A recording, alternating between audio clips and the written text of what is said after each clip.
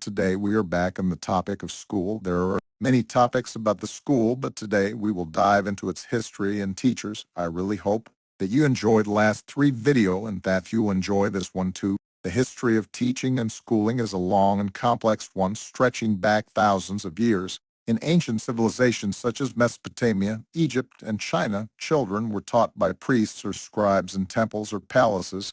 In Greece, wealthy families hired private tutors to teach their children, while poorer children attended schools called grammars. In the Western world, the first recognized system of public education was established in ancient Rome, where children were taught reading, writing, and arithmetic by a teacher called a literator. The Roman system of education spread throughout the Western world and continued to influence education for centuries.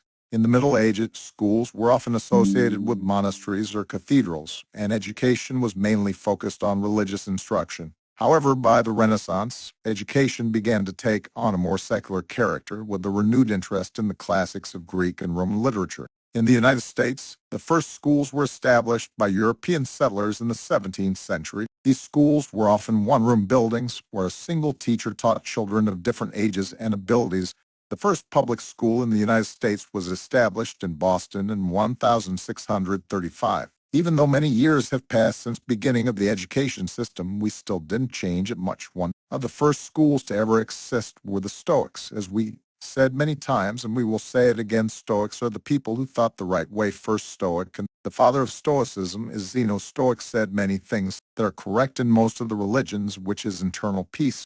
The Stoic school was a philosophical school founded in Athens, Greece by Zeno of Citium in the early 3rd century BC. The school taught that the path to happiness and tranquility was through living in accordance with nature and developing personal virtue. The Stoics believed in a deterministic universe where everything that happens is predetermined by fate or God and that humans should accept their fate with equanimity.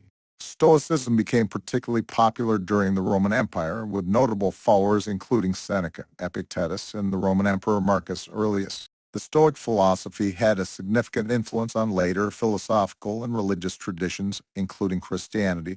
Stoic ethics emphasized the importance of developing personal virtue, including wisdom, courage, justice, and self-control. The Stoics believed that these virtues were necessary for a good life and that practicing them would lead to inner tranquility, regardless of external circumstances. Stoicism also emphasized the idea of living in harmony with nature, both in terms of the natural world and human nature. The Stoics believed that humans should cultivate a sense of detachment from external events and focus on developing their inner character. Overall, the Stoic school was focused on helping individuals find inner peace and happiness through personal development and living in accordance with nature. In the second video on this channel, we introduced Epictetus and Marcus, but today I want to say something about Seneca. Seneca at his time was the second richest man in Rome and was one of the biggest Stoic there ever was.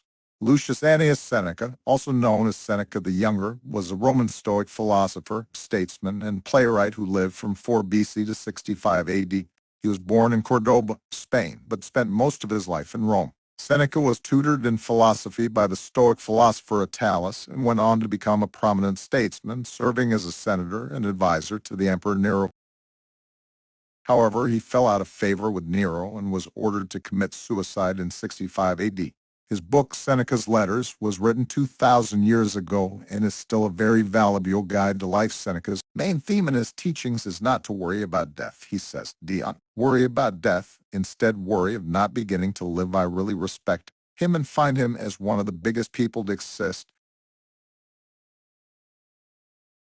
Besides the Europe, there was a Chinese teacher, which was one of the first teachers ever. His name is Confucius. Confucius was a Chinese philosopher and politician who lived from 551 BC to 479 BC during the Eastern Zhou dynasty. He is known for his teachings and philosophy, which had a profound impact on Chinese culture and society. Confucius emphasized the importance of personal and governmental morality, justice, kindness, sincerity, and the cultivation of knowledge. Confucius' philosophy was centered around the concept of Ren, which refers to the ideal of benevolent and virtuous behavior. He believed that individuals should strive to develop their inner virtue and practice it in their relationships with others, creating a harmonious society. Confucius also emphasized the importance of education and self-cultivation, advocating for the pursuit of knowledge and the development of personal character as the keys to individual and societal progress. He believed that rulers should lead by example and that a just and virtuous government could bring peace and prosperity to the people. Confucius' teachings were compiled into a book known as the Analects, which is still studied and revered by many people in China and around the world today. His influence on Chinese culture and philosophy has been profound and enduring, shaping the country's political, social, and intellectual landscape for over 2,000 years. School these days, like I already said, didn't change much, but teachers did for sure. Over the years, teachers got worse and they endure all the shit kids cause. In the past, they would punish students to learn something, but these days they do the opposite and to motivate you. We talked about present school problems, so wasting time talking the same things is stupid. This video showed history of teachers so you could compare them to present and learn from that. These are some of the people that teach our future generations. 1.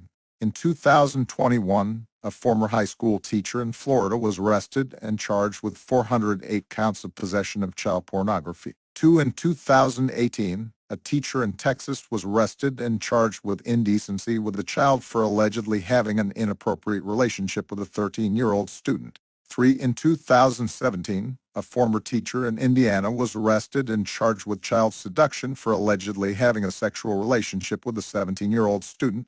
4. In 2016, a teacher in California was arrested and charged with sexual battery for allegedly having a sexual relationship with a 16-year-old student. 5. In 2014, a teacher in New York was arrested and charged with drug possession and selling drugs to students. 6. In 2013, a teacher in Pennsylvania was arrested and charged with having sexual contact with a student. Many teachers are not like them. Even tough they don't do crimes, they still don't teach the correct way. That's just my opinion on these monkeys, and please give me your thoughts on them. I respect them all, but also I would like for some things to change, which is my goal. Guys, stay sharp and be rational always. It doesn't matter how long your life is, but instead how good it was.